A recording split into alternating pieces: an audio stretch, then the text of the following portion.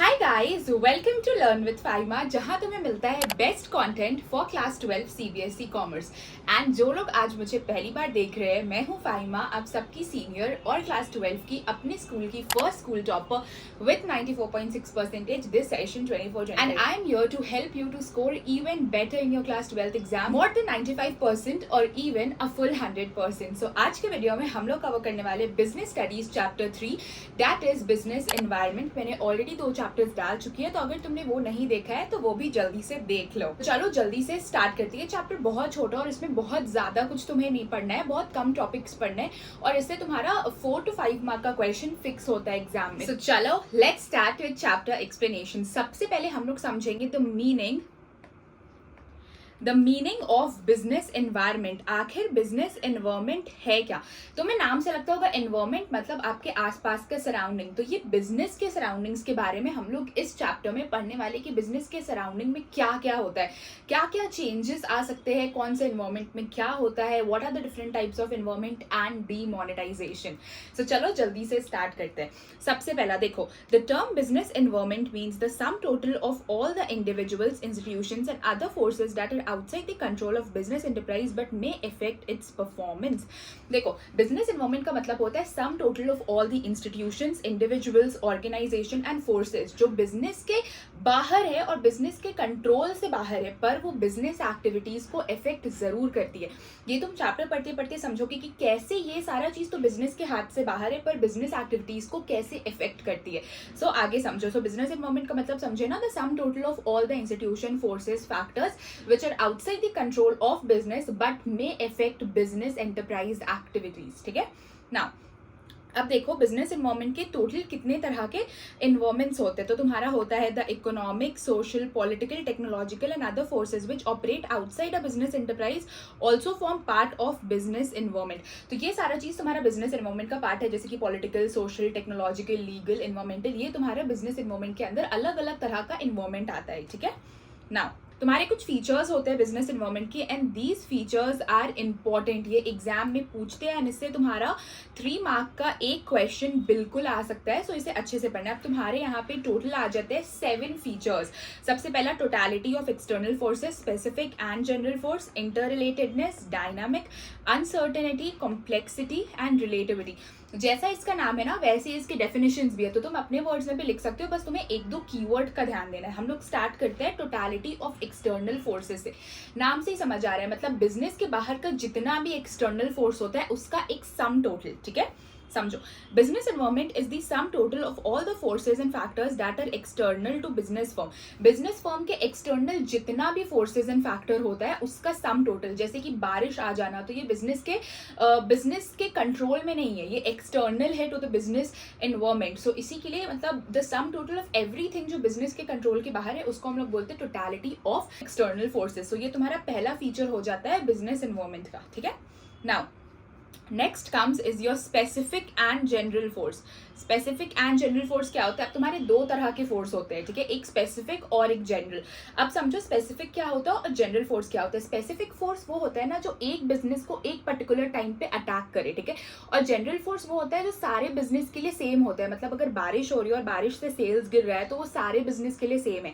लेकिन स्पेसिफिक क्या होता है? फॉर एग्जाम्पल किसी एक ही बिजनेस का प्राइस इंक्रीज हो रहा है तो वो स्पेसिफिक फोर्स हो गया। पढ़कर समझोगे बेहतर। देखो, business environment includes both specific and general forces. Specific forces include investors, competitors and customers. ठीक है, स्पेसिफिक एनवायरनमेंट तुम लोग समझ गए, investors, competitors and customers. Specifics में तुम्हारे इन्वेस्टर, कॉम्पिटिटर और कस्टमर्स आ जाते हैं। ठीक है, हु इन्फ्लुएंस बिजनेस डायरेक्टली, जो बिजनेस को डायरेक्टली इन्फ्लुएंस करते हैं। अगर कस्टमर का प्रेफरेंस बदल रहा है, फॉर एग्जाम्पल अगर मैं बात करूँ तो उन्हें अब मिंत्रा से ज्यादा अच्छा फ्लिपकार्ट लग रहा है, तो कहीं ना कहीं ये स्पेसिफिक हो गया ना, कस्टमर का चेंज बदल रहा है। सो ये बिजनेस को डायरेक्टली इम्पैक्ट करेगा। अब देखो, and general forces which include social, political, economic, legal and technological conditions which affect a business or firm indirectly। ठीक है, अब तुम्हारा जो जनरल फोर्सेस आता है ना उसमें तुम्हारा सोशल, लीगल, पॉलिटिकल ये सारा चीज आ जाएगा। अभी तुम्हें पढ़कर ये समझ नहीं रहोगे कि ये सोशल, लीगल, पॉलिटिकल है क्या, तुम आगे जब पढ़ोगे ना टाइप्स ऑफ एनवायरनमेंट तब तुम्हें समझ आएगा। तो जनरल फोर्सेस में ये सब का कॉम्बिनेशन होता है और एक ये फर्म को इनडायरेक्टली वो होता है। ठीक है, मतलब कि ये बाहर से अटैक करता है, फर्म को डायरेक्ट अटैक नहीं करता है, इनडायरेक्टली अटैक करता है। और स्पेसिफिक क्या होता है कि भाई वो पता चल जाएगा कि हाँ कस्टमर का प्रेफरेंस अगर बदला है तो डायरेक्ट अटैक है. So these are two types of specific and general forces. ठीक है, नाउ तुम्हारा आ जाता है इंटर रिलेटेडनेस. अब इंटर रिलेटेडनेस क्या होता है कि बिजनेस एनवायरनमेंट ना बहुत ज्यादा इंटर रिलेटेड होता है. अगर एक सेगमेंट में कुछ चेंज आ रहा है तो उसका जो इम्पैक्ट है वो दूसरे सेगमेंट में भी तुम्हें देखने को मिलेगा. जैसे कि अभी अगर तुम देखो तो जो हम लोग का करंट जनरेशन है, जेन ज़ीज इफ आई टॉक अबाउट, तो उनका बहुत ज्यादा इंक्लिनेशन है फास्ट फूड्स की तरफ, ठीक है, या ऑयली फूड्स, प्रोसेस्ड फूड्स की तरफ. तो इसकी वजह से क्या हो रहा है, स्टार्टअप्स जैसे कि मैकडोनल्ड्स, बर्गर किंग, ये सब की तरफ ना इम्पैक्ट आ रहा है. ये सारा स्टार्टअप्स ग्रो कर रहे हैं तो इंटर रिलेटेडनेस होता है. देखो, डिफरेंट एलिमेंट्स और parts of business environment are closely inter related. For example, increased awareness for health care has raised the demand for healthy oil free food and healthy lifestyle. यहाँ पे क्या हो गया, health के बारे में बात किया जा रहा है. अब लोग आजकल बहुत ज्यादा हेल्थ कॉन्शियस हो गए, सबको डाइट मेंटेन करनी है, जिम जाना है, अच्छे बॉडी बना कर रखना है, तो लोग क्या कर रहे हैं, हेल्दी फूड ऑप्ट कर रहे हैं. इसकी वजह से क्या हो रहा है कि बहुत हाई डिमांड है हेल्दी फूड का, हेल्थ कॉन्शियस फूड का, जिसमें लो कैलोरीज हो, शुगर नहीं हो, प्रोसेस्ड कुछ भी नहीं हो. तो इससे क्या हुआ, एक जगह किसी का कुछ दिमाग बदला तो दूसरी जगह पे भी उसका इम्पैक्ट दिख रहा है. This is what called as business environment as inter relatedness. Now अब तुम्हारा आ जाता है why business environment is dynamic.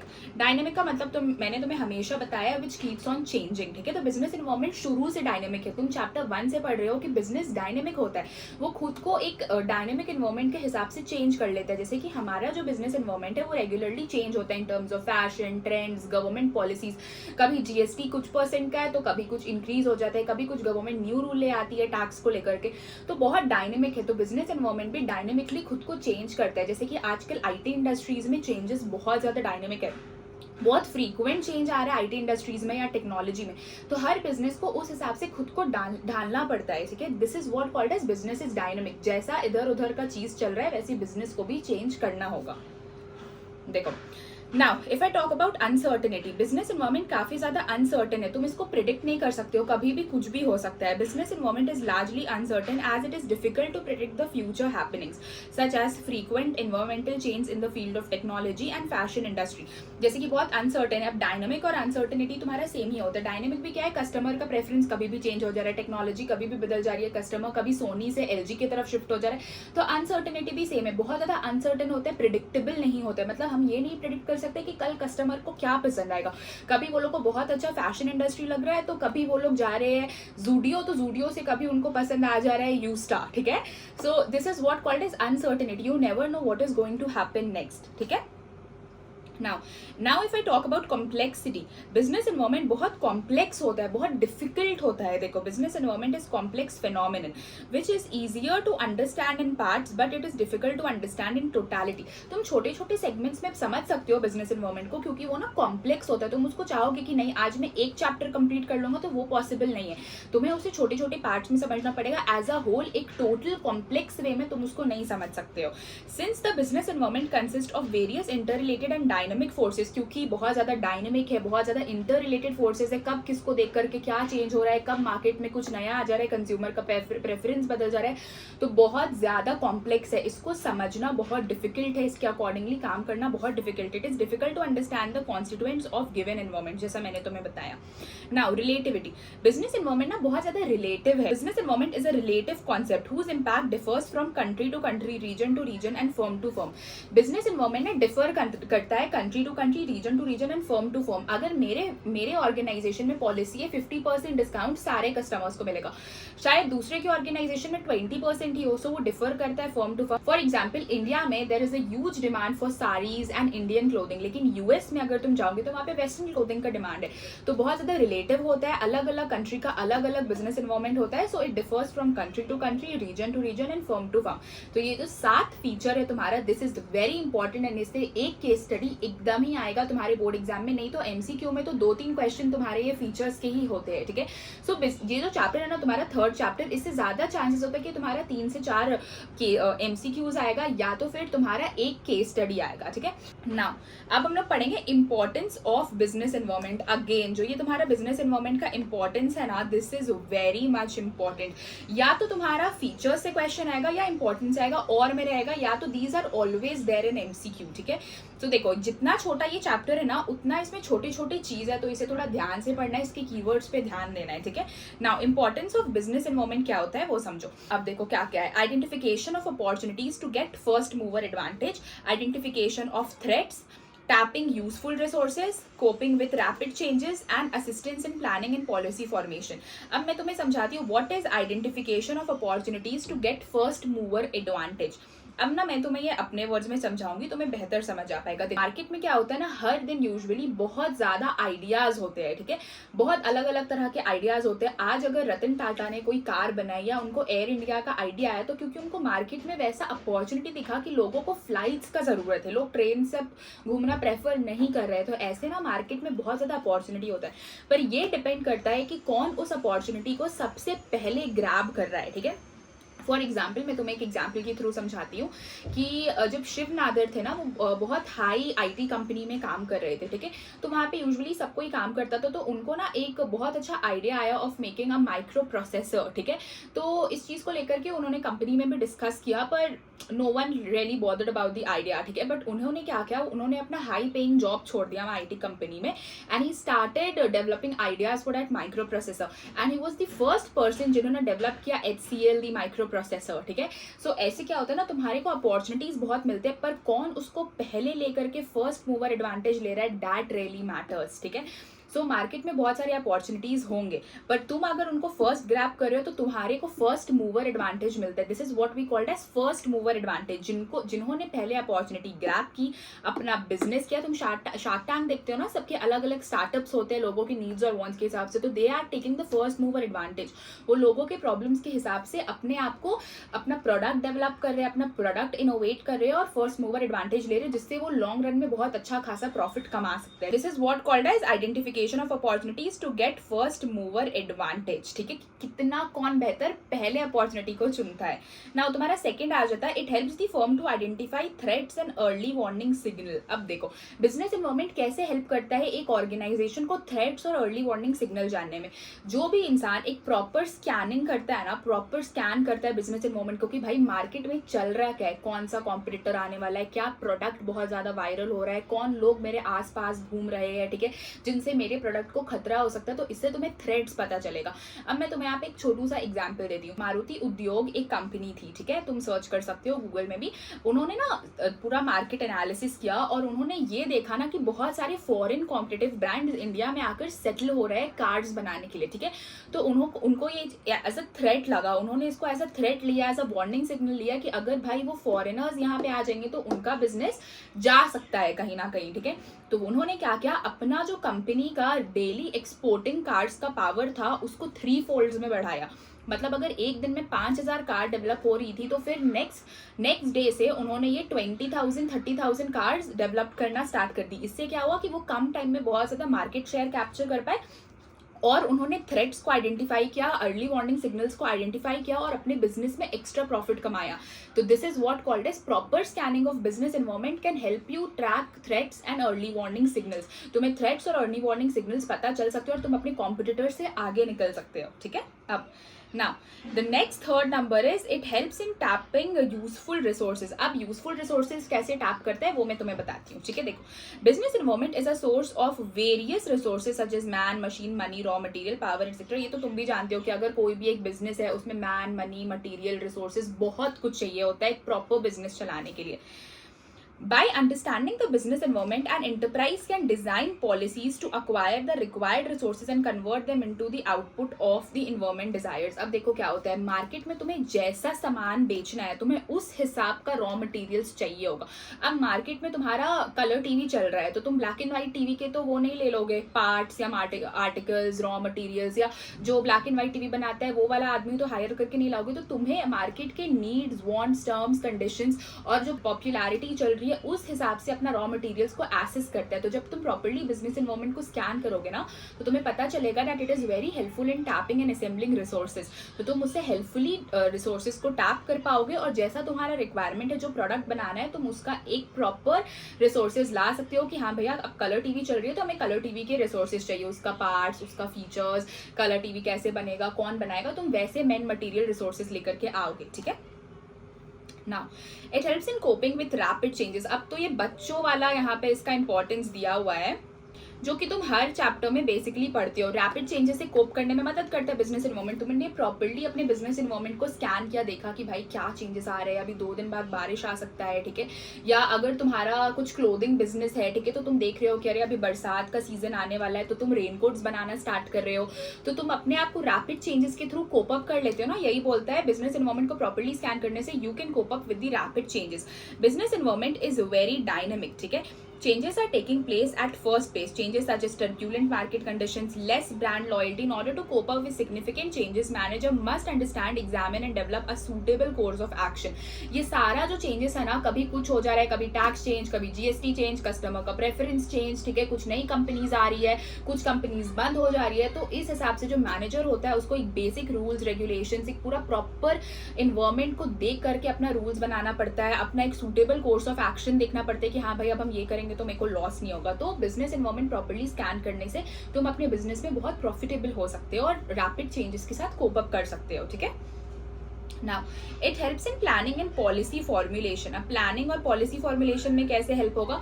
जाहिर सा बात है भाई, जब तुम बिजनेस एनवायरनमेंट को स्कैन कर रहे हो, तुम देख रहे हो क्या चेंजेस आने वाला। अभी तुमने पढ़ा ना कि मैनेजर क्या करता है, कोर्स ऑफ एक्शन ढूंढता है कि वो अपने बिजनेस के लिए क्या बेहतर कर सकता है। कोर्स ऑफ एक्शन ढूंढना मतलब क्या? पॉलिसी बनाना, प्लान्स बनाना। तो तुम हर आंसर को एक दूसरे के साथ ऐसे मैच करके लिख सकते हो। बी अ लिटिल स्मार्ट, ठीक है। अब तुम्हें आंसर्स, तुम 12th में पहुंच गए हो, सब रटना नहीं है, कुछ फ्रेम भी करना है। This is how I used to do BS and it was way too much easier than what other students used to do in business studies, ठीक है। It helps in assisting in planning and policy formulation. Understanding and analysis of business environment can be the basis for planning and policy formulation in an any organisation. जाहिर सी बात है, तुम समझोगे, देखोगे कि क्या हो रहा है बिजनेस एनवायरनमेंट पे, तो तुम अपना पॉलिसीज बना सकते हो अपने बिजनेस के लिए। अपने बिजनेस को तुम कैसे हाइट्स पे लेके जा सकते हो, उसका तुम्हें एक प्रॉपर प्लानिंग मिलेगा, कोर्स ऑफ एक्शन मिलेगा, तुम उस हिसाब से चेंज कर सकते हो। अपने कॉम्पिटिटर्स को देख करके तुम न्यू प्लान्स बना सकते हो। मार्केट में क्या चल रहा है उसके हिसाब से तुम कुछ न्यू प्रोडक्ट को डेवलप करने का प्लान्स बना सकते हो।